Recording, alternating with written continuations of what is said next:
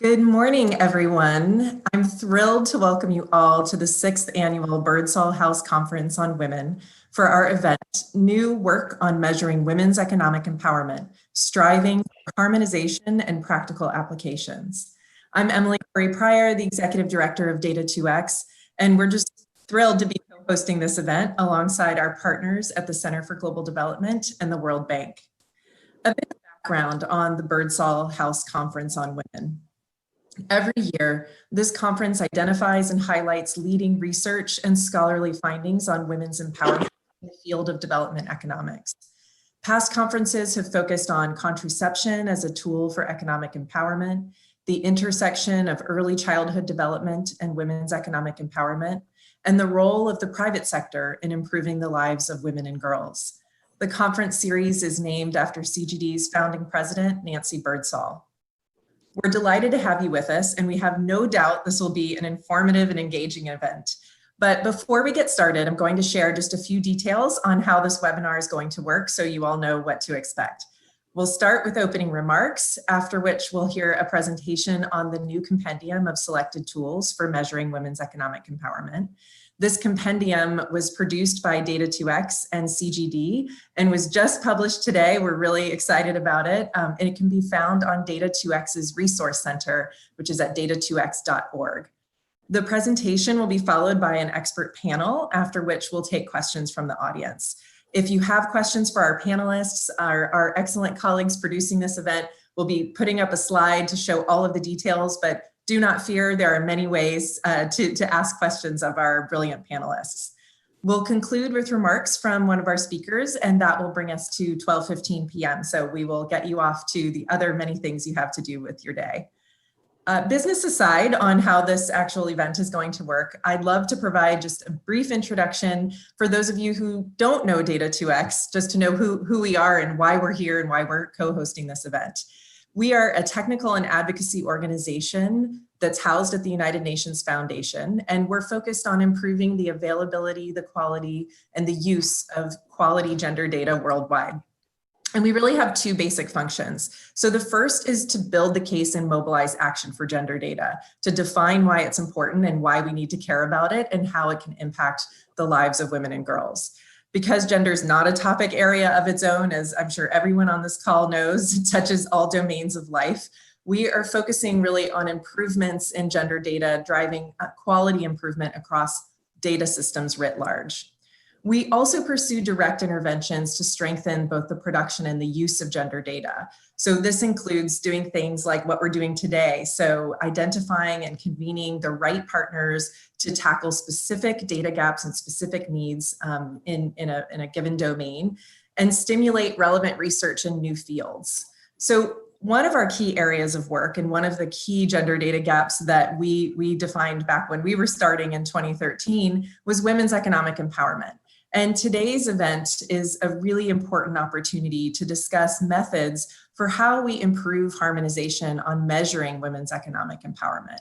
At the end of the day, we all know that the data we use is the only purpose really of the data that we collect.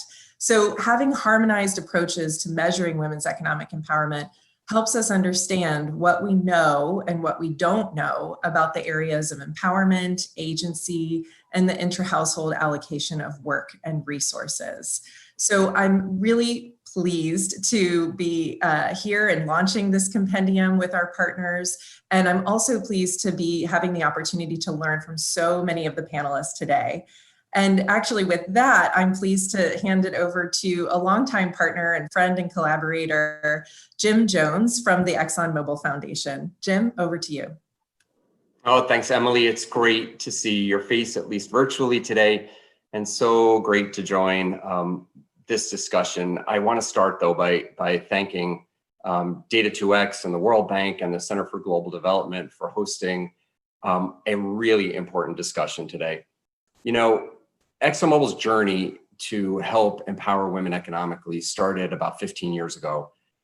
We knew that women were an untapped resource for community development and for economic growth, but we really didn't know how to invest our resources to further that mission in a way that would be most impactful. So Emily, as you know, we turned to you and Myra Buvinich and asked the question, if you had $1 to invest in women's economic empowerment programs, where's that dollar best spent?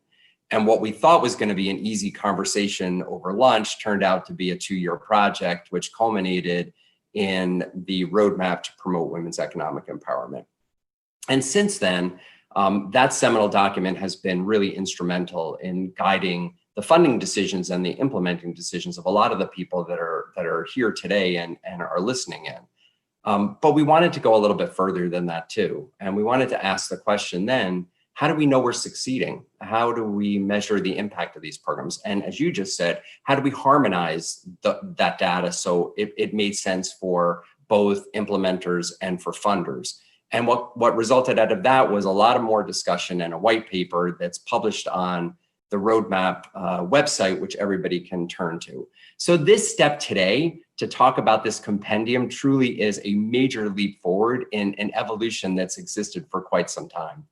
You know, I know that this conversation can get a little wonky and get in the weeds, but I want to really emphasize how important it is for both implementers and funders, because I do fundamentally believe that it's time we move beyond anecdotal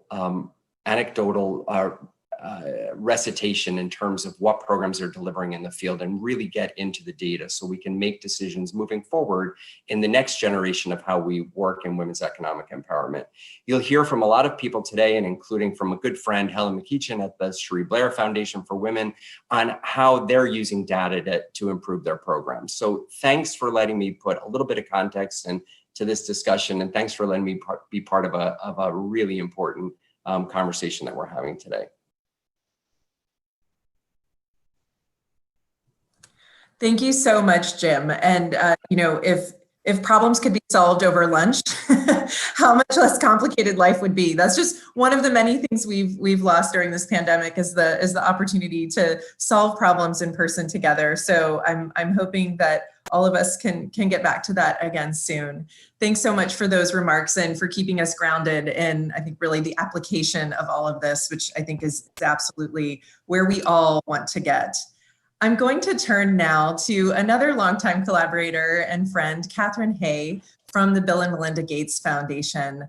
As I think all of you know, the Gates Foundation has long been interested in gender equality and focused on women's economic empowerment. And really, this work that we've been doing today would not be possible without their support. So Catherine, I'd love to turn it over to you. Thank you, Emily. Thanks so much. And on behalf of the Bill and Melinda Gates Foundation, it's really a great pleasure to be speaking here at the Birdsall Conference today. I do really wish that I could be with you all in person. I've read and enjoyed the proceedings from all of the different conferences in the past. I was able to participate in one, and I so enjoyed it, and I loved how it brought together groups in this case, in the case of the one I attended, demographers and economists to look at family planning and to try to tackle and explore problems in unique ways and to think about them differently. So I wish we could be together, but I'm really glad to be here. The fact that we can't be together is just one of the aspects of our lives that COVID-19 and the pandemic has disrupted.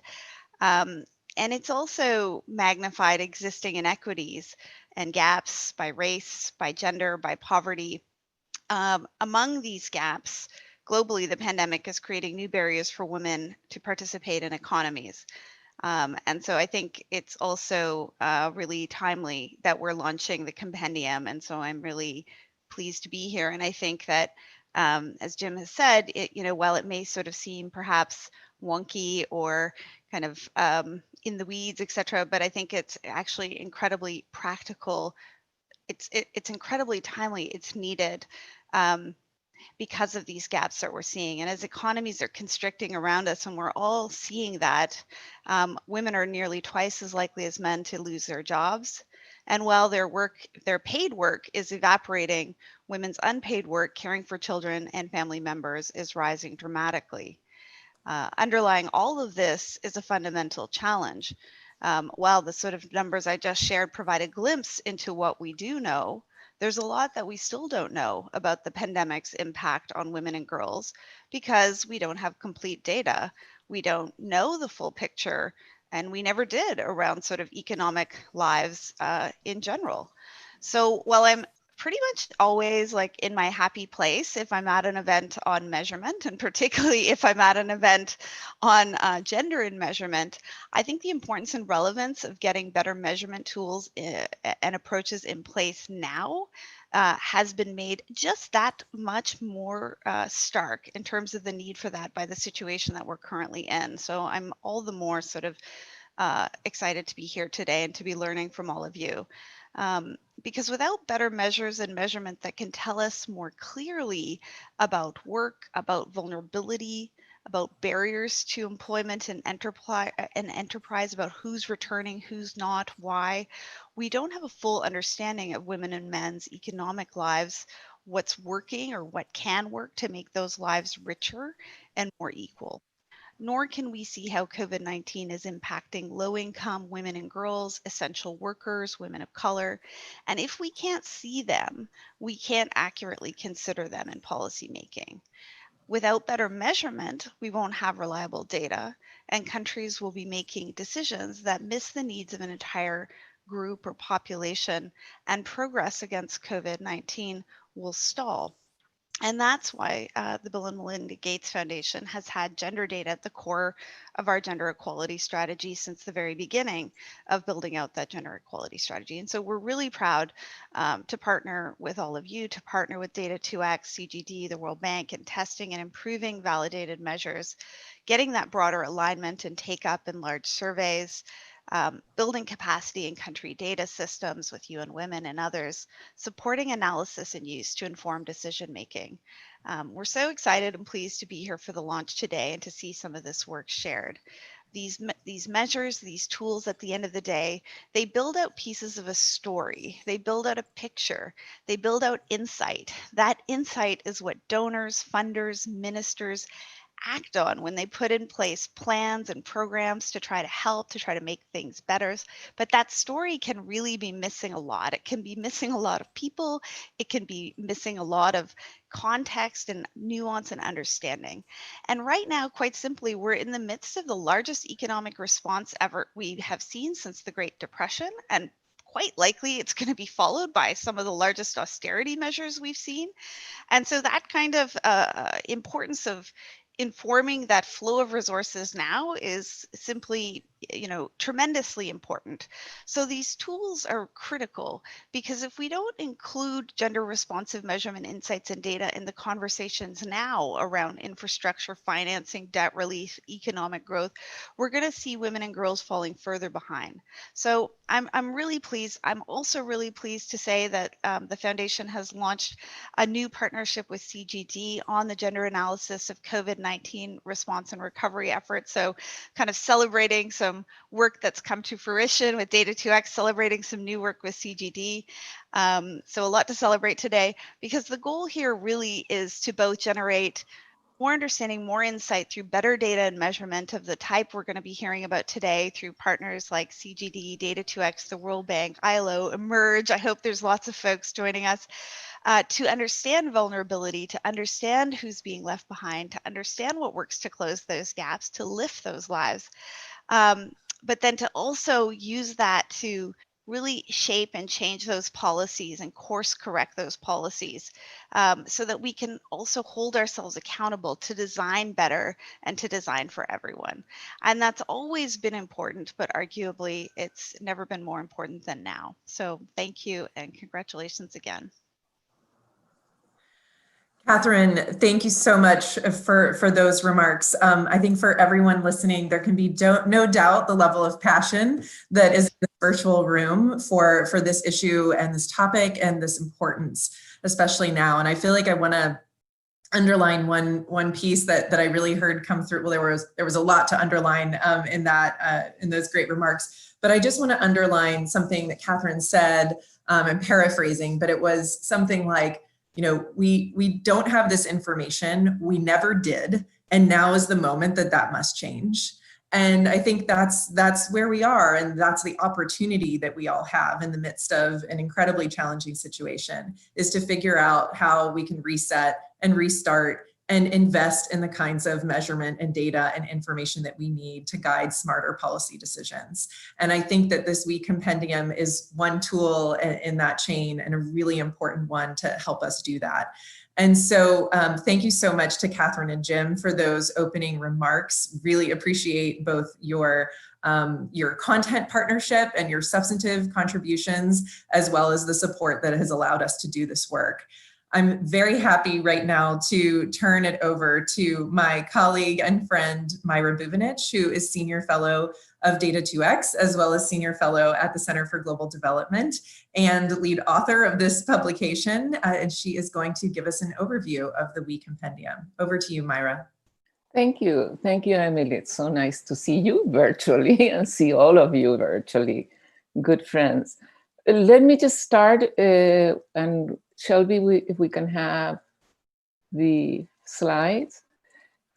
First, let me just give my deep appreciation to my co-authors, the funders of this work, the community of women's economic empowerment researchers and practitioners whose work is really reflected here.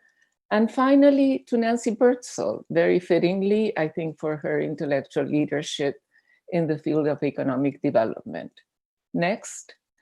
The compendium contains, Shelby, can I have the next slide? Thank you. The compendium contains the best available tools nowadays to measure women's economic empowerment.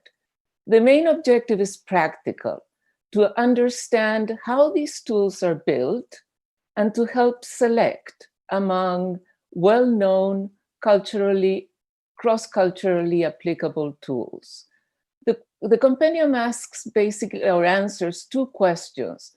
Which are the most useful tools for which purposes, and which are the most rigorous tools?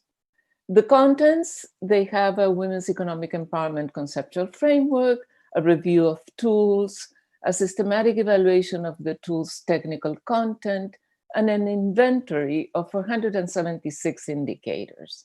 Next slide, thank you.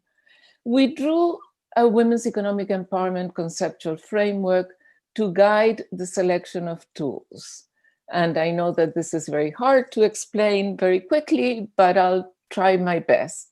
Women's economic empowerment is the product of society or context factors and household factors that determine economic opportunities for women. Empowerment results from the interface of women's individual capabilities and the economic opportunities that are available to them. And it is both a process, the exercise of agency, and an economic outcome. It has a subjective and objective dimensions, and this obviously complicates measurement. And it also has feedback loops that are shown in this figure. They're virtuous and vicious cycles between women's empowerment and the factors that determine women's empowerment. When women are empowered, they can promote social change. Disempowered women, however, reinforce gender inequalities. And I think that's why it's so important nowadays in the context of the economic recession and the pandemic to make sure that in fact that the economic recession is not disempowering women, because that will lead to gender inequality traps.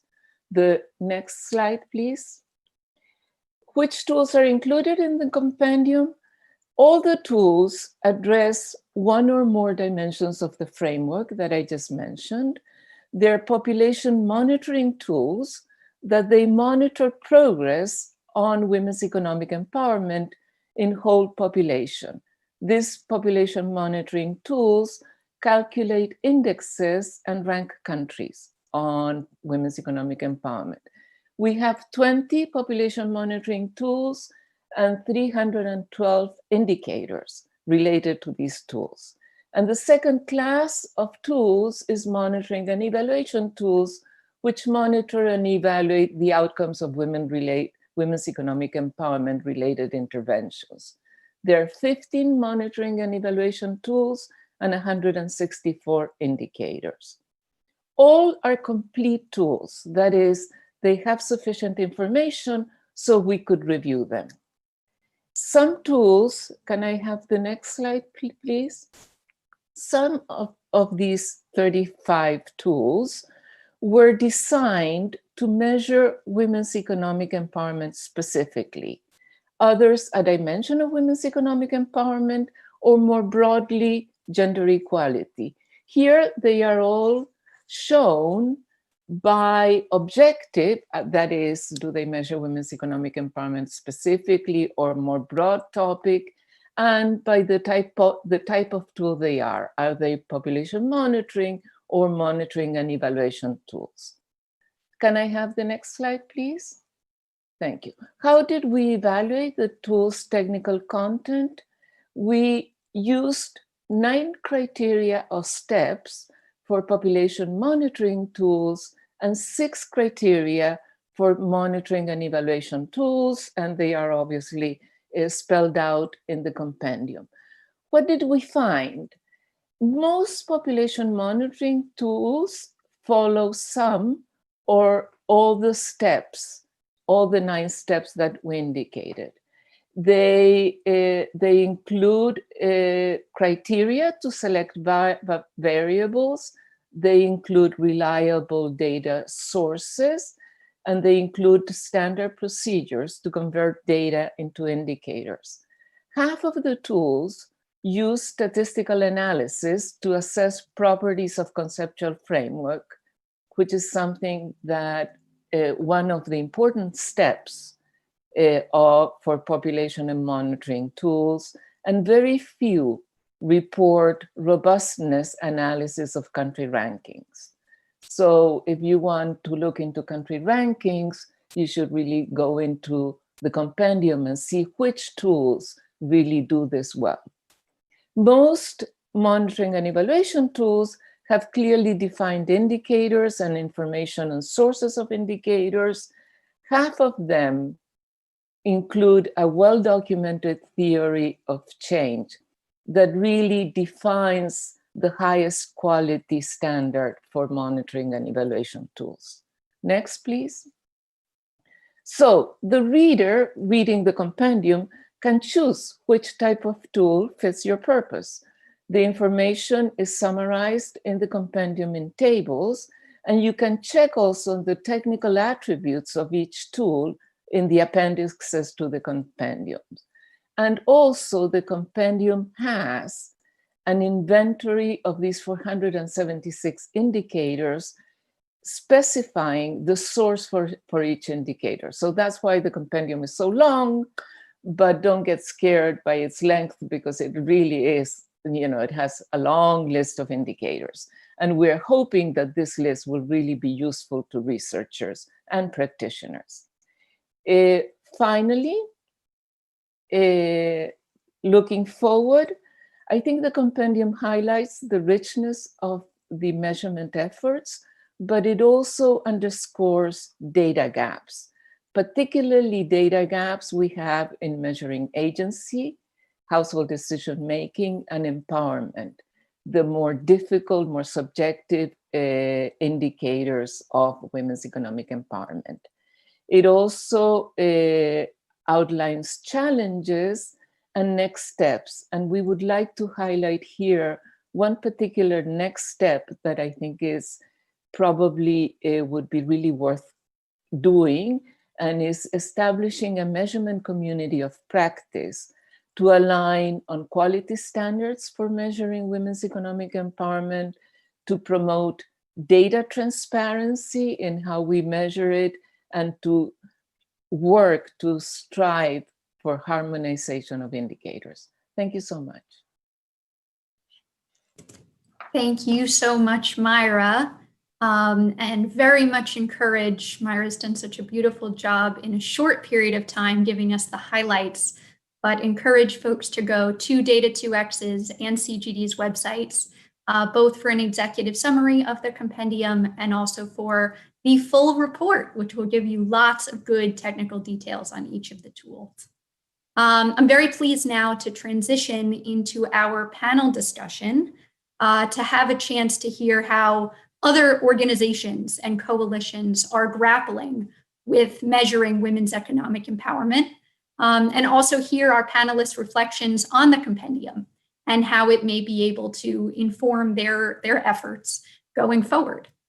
So with us, we have Jen Braswell, who is the Director of Value Creation Strategies at the CDC Group and also one of the brilliant minds behind 2X Challenge.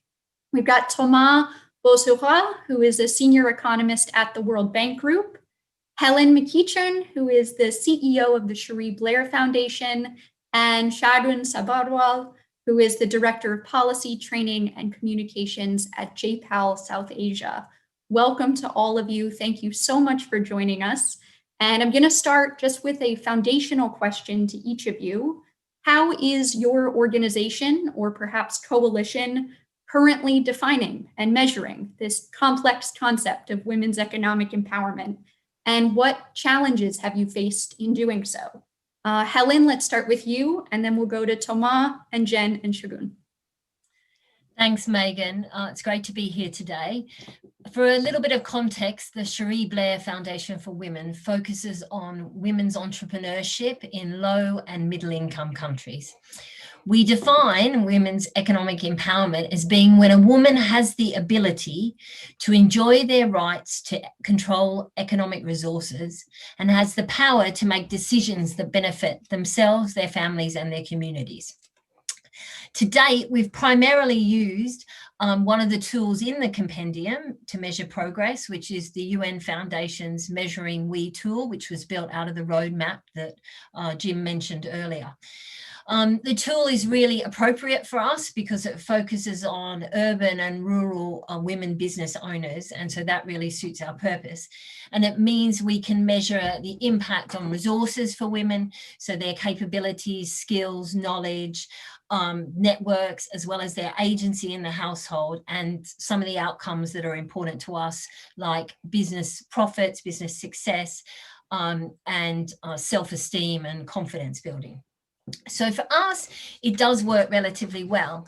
However, the extent to which we're able to really follow the best practice of a tool like that is really a challenge, because it really depends what kind of funding we have. And one of our biggest challenges is the very short-term nature of funding that we are still seeing in the women's economic empowerment area. For us, the majority of our funding is 12 months. And so it places huge limitations on what and how we can measure impact. Given the time and complexity that we know is involved in this area and some of the challenges we see, and measuring outcomes like business achievement and self-esteem, 12 months is just not always long enough to do that effectively. Wherever possible, we do try and revisit our project's impact sort of 12 months and more years out so that we can really see change over time. But this really does depend on longer term funding from people like ExxonMobil Foundation, who do recognize that. But unfortunately, many funders are not yet aware of the need to do that or aren't able to do it. Another challenge we see is that I think today's event is really part of tackling is that vast array of different approaches to measurement. And when you are a small organization with multiple donors delivering programs in multiple contexts, it's very hard to manage all those different measurements. And what we find is we end up with a vast range of indicators that we're trying to keep track of. Ultimately, that increases cost and means less impact on the ground. So we're very pleased to be here talking about this today so that we can increase our impact. Thanks, Megan. Thank you, Helen. Thomas, over to you next. Thank you. Thank you very much for having me, and thanks for the great presentations. So the World Bank is a large institution, and I can't speak for the many teams who work in this area. So my perspective is the one of someone involved in policy dialogue and project management and impact evaluation in the space of social protection and livelihoods, where women's economic empowerment is certainly critical. I think it's fair to say, though, that the bank does not have a unique definition of women's economic empowerment or a harmonized way to measure and track women's economic empowerment, but that there is a lot that is being done across the institution by different teams and different groups. And let me very quickly touch on different areas that the compendium covers. One is on diagnostics data. I think it's a great asset of the compendium that it also addresses the fact that project teams and practitioners need to be equipped with data to assess the extent of problems. And in the bank, there is no common practice on diagnostics on women's economic empowerment, but a large, commonly shared understanding that this is necessary. And we do have, as project teams, the space and generally some resources to, as part of the preparation phase of a project, to assess gender constraints.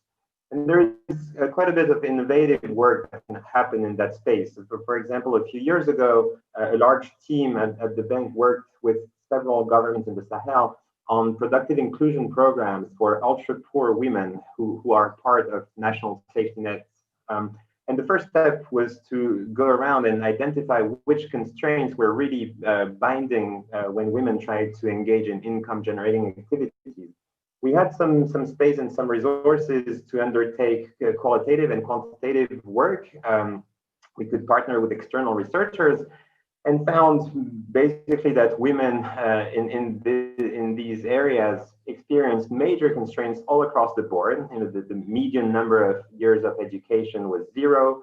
The burden of domestic care was 100% of the women, and all of that. But not all of these constraints were equal, and that we could derive some sense of priorities, and therefore, and thereby help governments then design programs that tackle the most binding constraints. This ended up being a pretty large-scale program that we're still working on, and it's just an example of how the bank can support with their resources and technical assistance, can support governments in this diagnostic space. On tracking and at the M&E side of things, there is a common practice now at the bank to include gender disaggregated indicators in results framework that mostly focus on inputs and outputs. There's some attempt to include gender gaps in outcomes like earnings, for example. And we would love to see more, but the challenges here are very clear. One is of the timeline of measurement. When do we expect impacts to materialize? If impacts are expected 2 years down the line in your project, and you're held accountable on your project 6 months from now, then you have an issue integrating this outcome as your primary indicator for accountability. With sophistication, we support governments and need to work through government systems. So there's only so much administrative data can get at. And then there's a problem of costs that Helen was just mentioning, is how much resources you want to invest, because that in measurement, because that will be that much less for beneficiaries. And just very briefly, last on impact evaluations, the World Bank is very active in impact evaluations.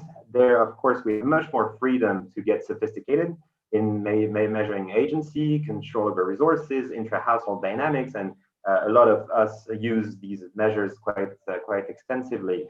We, of course, have this challenge of selecting relevant indicators for benchmarking across projects and being relevant. And this is another area where I think the compendium will be of great use, along with the work that institutions like JPAL and others are doing all across the world.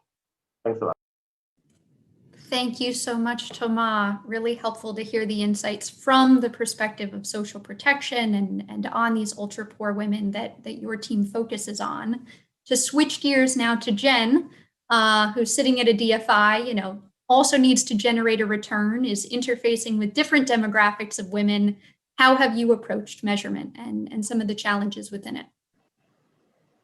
Great, thank you, Megan. And thank you to all the event sponsors for inviting me to join the discussion and to represent this perspective of private sector investors today. At CDC, I'm responsible for gender finance. I'm here today not only representing that role from an individual institution's perspective, but also, as you mentioned earlier, Megan, the wider group of investors who make up the 2X Challenge Initiative, and who have been actively collaborating over the past few years to build this field of gender finance. One of our core areas of focus over the past few years has been this harmonization agenda, looking at defining what gender lens investing means, what good looks like, and establishing a suite of metrics. Because as impact investors, we know that evidence and data is the key to building the field faster, to supporting the business case, to streamlining the systems that we need for investment decision making, and to target more capital to businesses that meaningfully support women. So we've spent the past few years really focused on this task. We started out by developing a simple framework, which are the 2X criteria, which establish definitions and thresholds for that view of what good looks like. What is a gender smart business or fund or financial product in a given sector? The criteria focus us on 4 primary parts of the corporate value chain. So we look at ownership, leadership, workforce, and consumer base. And this framework has served us well for intentionally targeting our capital, because it gives us a clear and simple sort of guideline that fits well in the complex investment decision-making processes that we all undertake in order to deploy capital into the markets where we invest. But once an investor makes an investment commitment, we then need to know what happens with that business over time, and to understand, as Jim said earlier, whether we're succeeding against our women's economic empowerment goals or not. So since establishing this sort of simple criteria framework, we've worked to establish a set of impact measurement and management indicators, and to harmonize those with multiple standards frameworks. This includes work we've done with the Global Impact Investing Network to harmonize the 2X indicators with the IRIS Plus framework. And now we're working closely with other DFIs and MDBs to harmonize with the IPSO standards framework. So in effect, we are working and really driving towards building a unified industry standard for gender metrics in the investing field, so we can move further faster and move more capital towards women smart, gender smart businesses. I'll start there I'll stop there and look forward to hearing from fellow panelists and to further questions. Thanks. Thank you, Jen. And finally, in this first round, I want to turn to you, Shagun, to speak to the researcher's perspective. How is JPAL and its network of rigorous researchers approaching these women's economic empowerment measurement challenges, and how have you gone about tackling them? Sure. So I just want to echo what everyone said in the sense that it's really a pleasure to be here. And I already feel like I've learned so much just within these first half an hour of the conversation. So I think, again, like for JPAL, because it's a network of different researchers who do a vast, different types of research, there is no standard definition that we have. But broadly speaking, in the past, for some of the work that we've been doing to again look into different impact evaluations and RCTs that have been done over the years, we have looked at this definition by Lozano on the process by which women acquire access to and control over economic resources, opportunities, markets, enabling them to exercise agency and decision-making power to benefit all, to all lives. But having said that, I do want to say that one of the things that we really struggle with, and this is based on like a lot of sort of different economists working on this topic, is the fact that the context matters so much. That even, in terms of how do you define what really matters for a woman, and that changes. And I know that talking about context is always like trying to just complicate things. But in this case, I really do think that there is a risk if we don't get the measurement right, then not only will it not help us identify the vulnerabilities, it won't help us in the diagnostics, just the way Catherine mentioned and Thomas also mentioned. But my biggest worry is that for certain interventions and programs that may actually be working, we may not be able to capture the impact they are having because you're measuring it wrong. So if your outcome does not move, you will say the intervention didn't work. But the fact is that your intervention wasn't capturing, like your measurement is not capturing the ways in which the lives of these women are changing. And I just wanted to just share this experience from my own work in the field, where we have been working in Bihar, which is for all of those of you who are not very familiar with India, is a state that's continuing to struggle with a lot of human development, indicators over the years. It has a population of 124 million people. It has substantial number of poor households, and the government of the state has been investing in a lot of anti-poverty programs. And yet we are not seeing the movements and the shifts, right? And here we are working with the graduation approach. We are trying to scale that. I don't know how many of you are familiar with that, but we're trying to scale that up with the government of Bihar implementing it across 100,000 households. And what I realized when I go and speak to, when I went for piloting some of these instruments, and we again try to borrow from many different, past instruments, and you talk to some of these women, these are women-headed households, they're ultra poor, yet all of the decision making is actually lying with them. They have a lot of mobility because she has to do everything, and for her, if so, in my questionnaire, she will come as highly empowered. If I looked at the DHS questions, she has the freedom of mobility. But that is not empowerment. She has so much cognitive load. She has so many responsibilities. But the way we define that, I feel has to change, right? Now, again, I'm not saying that everyone is belonging to this category. They are special. But to me, I really, really want to have ways of making sure that we are moving their lives and move beyond like income consumption and those type of outcomes. So that's one thing I just wanted to bring. Other than that, I do think in terms of measurement, I think the starting point could be around preferences. So trying to really gauge women's revealed preferences, trying to make them, trying to see what would matter to them as they get more empowered, and then working backwards from there. So I think that's there. And then, of course, I do want to emphasize the role of qualitative work, of like really going in without any assumptions to trying to understand the context. But I think the problem really happens when we then try to convert these into more hard outcomes. So I don't know if I have the answers, but I definitely agree with everyone here on the panel that it is very complex. And if we try to minimize the complexity, if we try to simplify, which is what as researchers we really want to do, it will come at a cost where we may not be able to capture a lot of these nuances that are very important. So let me stop here. Yeah, no, thank you so much. And I think you raise a critical point that we also reflect in the compendium report, which is to say that, for certain groups of women, using household decision-making power as the proxy for increased agency and autonomy is wrong. And so how do we maybe retain at the highest level this priority of seeking to measure agency, but do it differently, depending on the different contexts? I want to make a quick flag to the audience tuning in that we are happy to take your questions. So tweet at us at CGDev or leave a comment in the YouTube bubbles, or you can email events@cgdev.org, and we'll do our best to get to a couple of those as the panel continues. For now, Jen, I want to turn back to you first and dive deeper into this question of harmonization and these tensions that Shagun and others have mentioned, between being really context specific, but also wanting to compare apples to apples and be able to say something globally that is sort of applicable across contexts. I know that 2X Challenge has done quite a lot on this front. So can you speak to the experience you've gone through, some of the trade-offs, what you're hoping to do next? Yeah, I think that this question about simplicity versus capturing nuance is really relevant when we're talking about investing.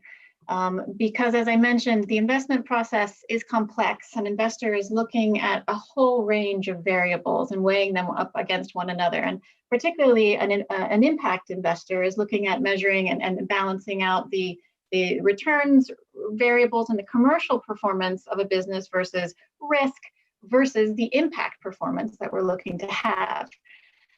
So when we were developing the 2X framework, and looking at sort of all of the ways that we might be able to shape that, we realized that we really needed to develop something that is simple. And so the trade-off there was determining, letting go of some of the aspects and the information that we would have loved to have, and honing in on really what is the core information that we needed.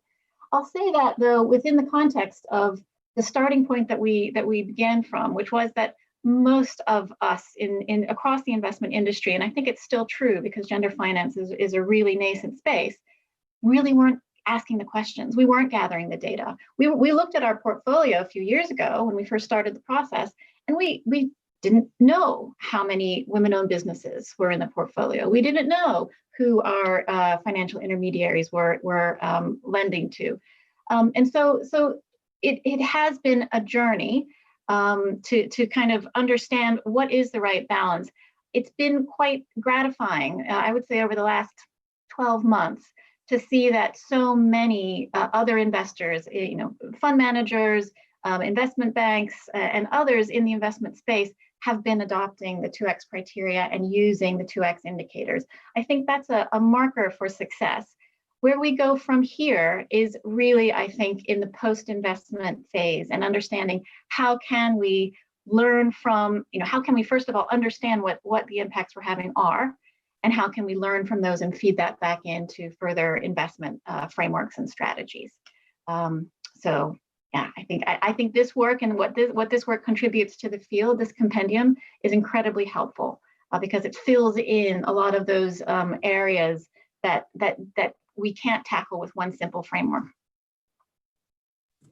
We are happy to hear that. Thank you, Jen. I'm gonna pose the same question to you, Thomas. I mean, sitting at a large institution like the World Bank, do you think that increased harmonization, developing a more sort of concise set of indicators to apply across contexts is realistic, is feasible? How could we go about approaching that?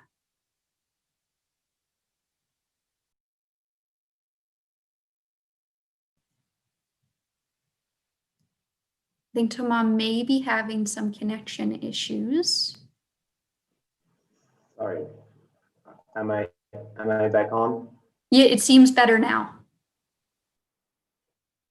Okay, sorry. No, I just wanted to say on this that there is certainly a lot of appetite for tools that can be used across sectors and across projects to women's economic empowerment between different countries and to track impacts of development work, World Bank engagement and others. And there is efforts that are ongoing within the bank to try to promote best practices and harmonize some of these indicators. And that's also true on impact evaluation indicators, for which a lot of us are still looking for measurements that can become mainstream and be used for policy discussions and benchmarking. And here it's important to be as specific and not shy away from complexity, I would say. But there's another use, I would think, of data that the compendium touches on as well, which is the M&E side of things. And especially the core, tedious part of M&E, which is project monitoring. And here I would argue that it would be difficult to harmonize on complex outcome measures. Again, these data collection processes need to be adopted by government systems, and so there's limitations with that. But I would also argue that simply harmonizing measurements and objectives on inputs and outputs can go a very long way. And I really appreciate that the compendium covers that early part of the results chain as well. Inputs and outputs are not sufficient by any means, but they're necessary for a project or a policy to work, and they can have far-reaching consequences on program design. Just to illustrate this, a few years ago, I was working with the government of Benin in Africa on a youth employment program, and we had set the very simple objective of having 50% beneficiaries be women. So 50% beneficiaries were women and had to complete a youth employment program in Benin. This is really as crude as it gets and very unsatisfactory from a research standpoint. But when you start from a situation where 10% of women are part of past programs, then achieving 50% has big implications on policy dialogue first, because you and government colleagues need to explain and convince stakeholders up and down the delivery chain that this is the right thing to do. It has implications on your communication and outreach strategy, on the content of the training, on the fact that government had to provide childcare to make sure that these women could indeed participate. And so on these M&E tracking data or tracking indicators, I would see value in harmonizing on very simple indicators that everybody can understand and can be easily conveyed, but that allow also to set bold, ambitious targets that really transform the nature of the program. Thank you. That's very encouraging to hear. And I think consistent with Jen's reflections on what our baseline was, right? How little some of these institutions were collecting that inputs and outputs data to begin with. So your efforts, speaking to all the panelists here to move the needle in the direction of maybe it's first inputs and outputs, and then we work towards outcomes over time is encouraging, right? We can build on the progress that's been made already. Helen, would love to bring you in on the same question. Harmonization, is it realistic, speaking from the practitioner perspective? Thanks a lot, Megan. I mean, I love what I just heard from Thomas around that. I think, obviously, at the simpler level, it's easier. But I mean, I would advocate for us working towards harmonization. We may never get to a holy grail, and I really hear day to day some of the issues that Shogun was sharing about the complexities on the ground, the time aspects that are involved in really understanding the situation that women face, the limited time they have. And so you may move someone forward in one way, but you move them back in another way because of the impact of time. But I think that we have to start now, and I'm really thrilled to see the compendium, because there is no time like the present. I think the COVID crisis almost presents an opportunity. We could say it's too hard to set up communities of practice now. It's too complicated. There's going to be other things pulling resources away potentially from but we know we has gone backwards potentially with this crisis, and it could go backwards further. And we know there's an opportunity if we have gendered responses to the crisis. So to me, there's never been a better time to work towards communities of practice, to work towards trying to, where we can, share transparency around our measures and what's working and what's not, so that eventually we can work towards those outcomes. As a small organization, the impact on our delivery partners of the complexity is huge, and we end up transplanting that complexity to the women we're trying to help, both through taking costs away from programs, but also through having to answer to different donors or policymakers' demands. So the further we can get as communities of practitioners, I think the better our impact will be. So I am supportive of it, as difficult as it is. Thank you, Helen. And yeah, I think many of us, are very much of the perspective as well that even though COVID is top of mind, in many ways, this element of collecting the right data, using the right tools is critical to an effective response and recovery, and doing so inclusively. Shogun, now over to you. I know you started touching already on the need for context-specific measures, but to what extent do you think we might be able to marry that with something that would approach harmonization? Yeah, sure. So I think from my perspective, I don't really think we have a choice. I think if we don't move forward with a very clear effort to harmonize measures, I don't think we can move the needle too much in and push the agenda forward. So I definitely, despite my call to really give a lot of space to context, I do think we need to have harmonized measures, and we need to kind of also not reinvent the wheels. We need to have ways of really learning from each other, and I think this compendium is an excellent starting point. I can't wait to really start reading up and informing myself. I think that, again, there are a lot of innovations that even different disciplines. So even if we have a disciplinary lens to this, I think there is so much more that we can learn from different disciplines. So again, JPAL is primarily a center that works with economists. And again, we are trying to do a lot. So we have recently launched the Gender and Economic Agency Initiative, which is supported by the Bill and Melinda Gates Foundation.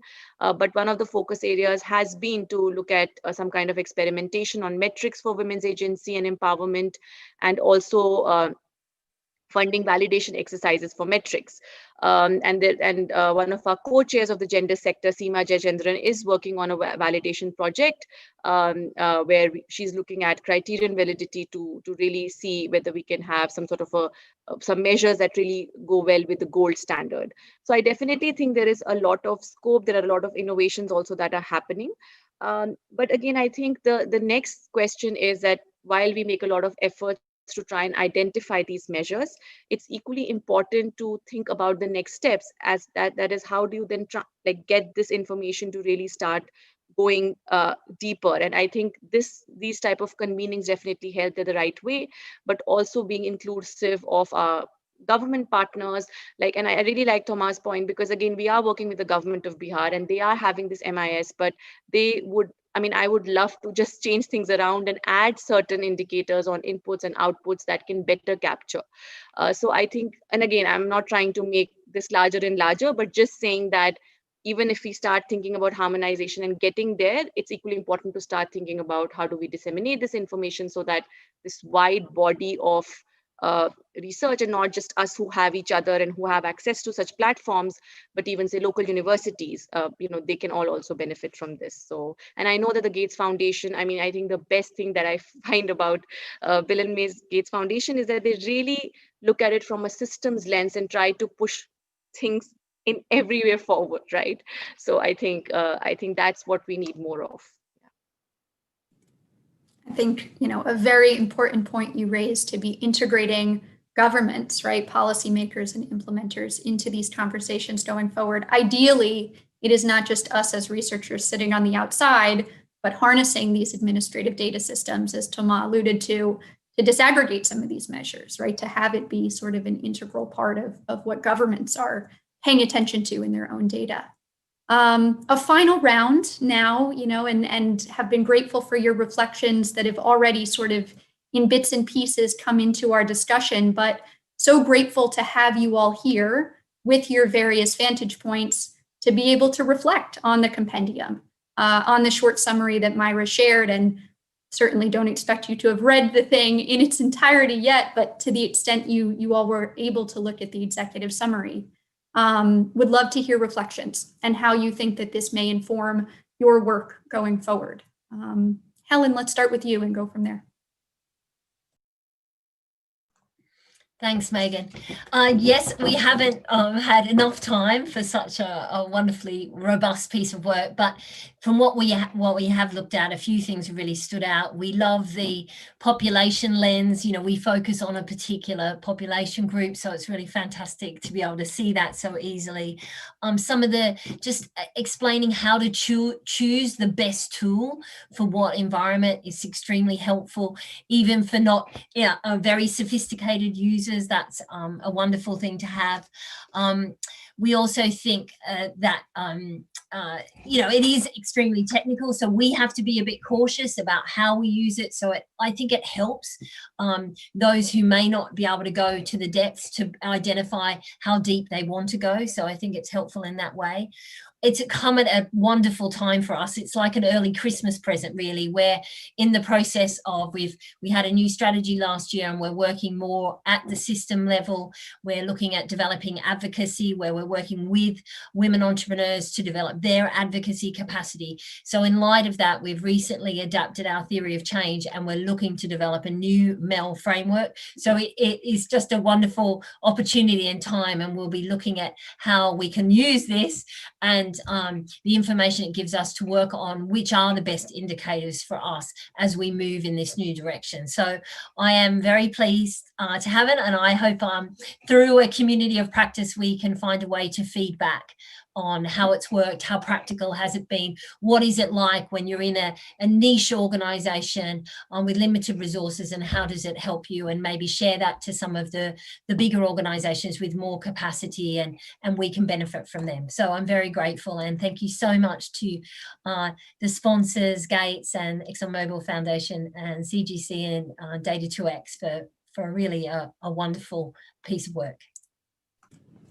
Thank you, Helen. We've gotten a couple of questions trickling in from our audience, so I'm going to seek to integrate those as the three of you give your final sort of responses as well. I think a really interesting question that's been raised is, how are we ensuring that these measurement tools have been informed by the perspectives of women whose outcomes we are seeking to measure? So Thomas, any additional reflections on the compendium, sort of its utility for measurement work going forward, and also how do we make that linkage to the women who are most important to all of this? Sure. Again, I think the compendium will be extremely helpful, and I just want to highlight again the breadth of it and how it can be used at different stages of policy dialogue and program design. And just coming back to my earlier point on diagnostic, I think that the population monitoring tools that are presented are extremely valuable to help teams inform dialogue with government counterparts on gender issues in general. And I'm wondering, it's a question for the team, whether there is scope to try to break down a little bit the indicators, at least in some cases. And this is really based on what Shagun was just saying about Bihar. In my case, in the Sahel, really constraints to economic activities were everywhere. In other settings, girls can have a pretty decent access to quality education, or can be encouraged to take on wage jobs, like in the garment industry in South Asia, or can have pretty good mobility, as Shagun was saying, in Bihar. And you need to come in with an understanding of where the constraints are. So it would be great, maybe as a next step, or maybe it already exists, to have a breakdown of empowerment along a small set of clearly defined dimensions, to allow people to quickly narrow down what the binding issues are and what is maybe less important. I think that's really something that could be very, very helpful from a practical standpoint. Beyond this, I think what the compendium also brings to all of us is a clear conceptual framework and a taxonomy of the different dimensions of women's economic empowerment. It's good for an institution like the World Bank because it helps understand how our engagement fits together. When you have teams engaged in budget support that promote some reforms, like policy reforms, like for example the age of marriage, very high level policy reforms. How does that fit with teams engaged in improving retention of girls in secondary schools and projects that try to increase access to labor market opportunities for women? It's great, as for a multi-sectoral institution, to have a framework that helps understand how this all builds a coherent gender strategy. It also helps for identifying where we do have impact and no impact. The way the different dimensions are explained in the compendium, I think, is very clear. There's different levels of empowerment, different levels of outcomes that can be looked at. If you go back to my example in this, we have a large impact evaluation where we're very excited about the results. We see that these ultra-poor women had a 50% increase in labor force participation in non-agricultural businesses, a 50% increase in business revenue, greater agency, greater control over their own resources. That's all great, very excited. But we also see that it did not translate into greater control over other household resources beyond their own income. So there is still a missing part here, and it's keep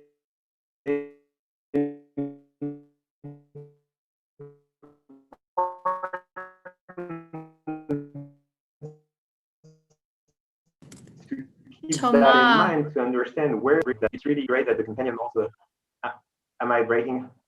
I think we've lost can you hear me you, now? so I might transition to Shagun just in the interest of time, but you've raised Sounds good. hugely important points, including something that we are attempting to do now, which is to break apart the compendium a bit, to operationalize it a bit more concretely. So having conversations right now with folks who work on government to person payments to think about the indicators that are most relevant for their operations, and happy to follow up with others for discussions of how we could do that in other sort of thematic areas, if that's of interest.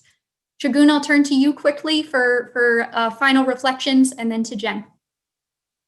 Sure. I'll try to be really quick because I think a lot of the great points have already been made. So again, like I said, I think the compendium is really going to be really helpful even for researchers, and I'm really glad that it is kind of targeting different stakeholders. So there is this piece on M&E practitioners. I really found it exciting to this distinction between most useful and most rigorous, and I think that again really speaks to already having this lens that we are trying to have some heterogeneity in how, you know, even when we are picking and choosing, we have this information, right? So I think that that's really important. I think one thing I definitely wanted to say was that, to the question that has also been asked, I think that keeping women at the front and center, I think we all agree is really important. And I think that a lot of the work that's happening in around, say, the effects of financial inclusion, and we are all seeing that just giving access to a lot more of these different options does not translate to use. It is not having the transformative impacts that one had thought.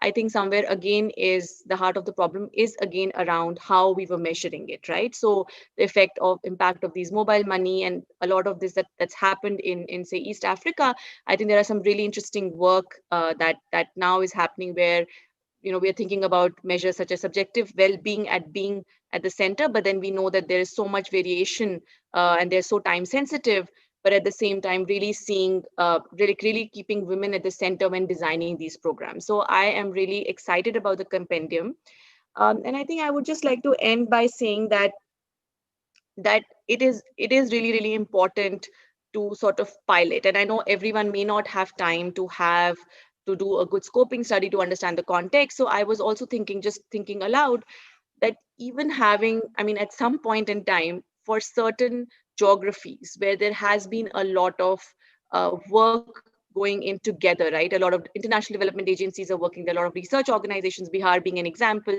some countries in sub-Saharan Africa being examples. Can we also think about these indicators and like cut them in that sense, because then the context is somewhere already taken care of.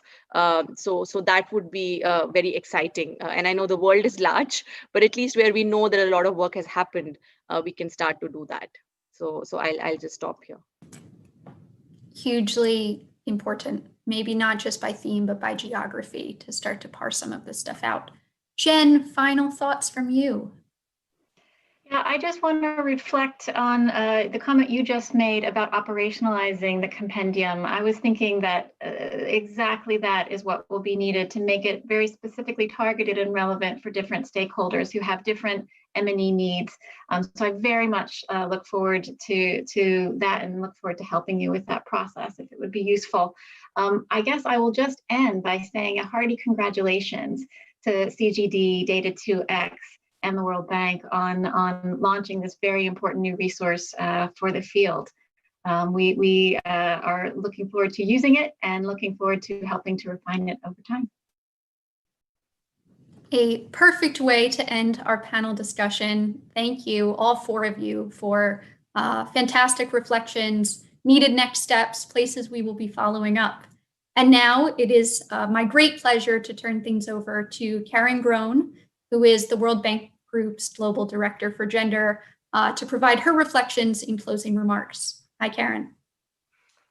Thank you so much for inviting me to close this great webinar. I want to say, first of all, it has been an incredibly rich conversation, and I am really thrilled to see how far this field has come since Naila Kabir published her very first article on how to measure empowerment. We have really come a long way. And I think the compendium will add really great value. Many people have said things that I would have said. So let me just concentrate in my closing remarks some things that I think we should all think about going forward. And I want to, first of all, say that I'm very appreciative that we have representatives from different constituencies, from the private sector, from the research sector, those who work with governments and multilateral institutions and systems, because I think it says that this is an ecosystem and we need to think about these issues in the context of an ecosystem. The first thing, I do want to endorse Myra and colleagues' suggestion of really moving forward to create a community of practice on measurement. I think it's a really important area. And I think this community, which is course is core, could work with others on a few issues. I myself am a little bit skeptical, if you will, about moving towards quote unquote harmonization. I'm not sure that's going to be possible to do that because there are different constituencies, different fields, different purposes, what everybody has discussed. But maybe instead of harmonization, there's a set of minimum things that should at least be adopted, or a minimum kind of standard, or a minimum set of things for different things. I'm not sure that we can get to harmonization. The second thing I wanted to say is I think that there are very big implications from our conversation for data collection. And I think this is something we really need to think through. And everybody has mentioned both the challenges, but also the costs and the effort. I think data collection is not an unsubstantial issue. And thinking clearly what we can get through administrative data, what we can get through the kind of run-of-the-mill household surveys or business surveys, and what we need to actually ask for in terms of new data collection. And I think this deserves a lot more thought. The third thing are some really kind of conceptual issues that I think are important for us to think through. I was really struck here by, I guess it was Shagun who sort of said this. When we think about whatever domain of, or when we think about empowerment, it's relative to what? What's your baseline? Is it to where a woman started? Is it where to a collective started? And where I say baseline, a collective of women. But we haven't talked about relative to men. And I think that when we can't have this conversation somehow unless we think about men. And this is going to lead me to my next example of the one measure that I was very involved in working on was the Women's Empowerment in Agriculture Index, which was created by USAID and really taken further by IFPRI and OPI, and has now actually done a lot of what actually you're suggesting. It's a population level measure, but it is also adapted over time to become a project level monitoring and evaluation tool. And it has some properties that I think are really important that touch on parts of the conversation that you've all had, which is the first is, and it goes to some of what Tama was saying, it's decomposable. So you can actually use it to decompose and target constraints. And I think that's a really important property that we should bring out in thinking about the compendium of particularly if you're interested in uptake and use. And I think if you're interested in creating indices, which gets to the harmonization issue, you have to think about properties like this, like decomposability being part of it. Two other things I wanted to say before I conclude is that one of the things that still I don't think we're ever going to solve it, but I think is really important is, particularly if you're interested in some net measure or aggregate measure, the fact is empowerment, quote unquote, exists in different domains. And how do you reconcile this? You could have increased your profits, or as Tama said, you're not increasing your control over resources. How do we reconcile these issues of differences? And I think the differences issue is something important for us to think through analytically and in terms of interpretation, and what it might mean in terms of our expectations for impacts or outcomes of our programs. Because we may not be able to have empowerment everywhere. And this is also part of this process issue. And the final thing that I think we haven't spoken about, and maybe it's captured by what everybody refers to as context, but I actually think that we need to pull out more specifically the issue of norms. And I think norms is really critical in terms of structuring perceptions, abilities, and so forth. And I think we need to think harder about the role that norms play individually and collectively in capabilities, in actions and behavior than we have. And I haven't seen that as effectively addressed in some of the measures that we have. I mean, we get at issues of self-efficacy, but that's more individual, or maybe we think about some collective measure of competence, but I don't think we're quite there yet. So I think these are all challenges. I think it would be great to have a working group, and I really want to thank CGD and Data2X and my colleagues at the bank for getting us further ahead on this journey of measurement. And let's hope that maybe if we come back together again in a few years, we'll have addressed some of these challenges. So thanks for a wonderful conversation. Thank you so much, Karen, for raising those really important additional points. We'll look forward to following up with all of you virtually and hopefully one day in person. Thank you again to the panelists, to our co-hosts, to the foundation support that made this possible, and of course to the audience who has tuned in to listen to all of us. Have a great rest of your day. Thank you, and bye-bye, everybody.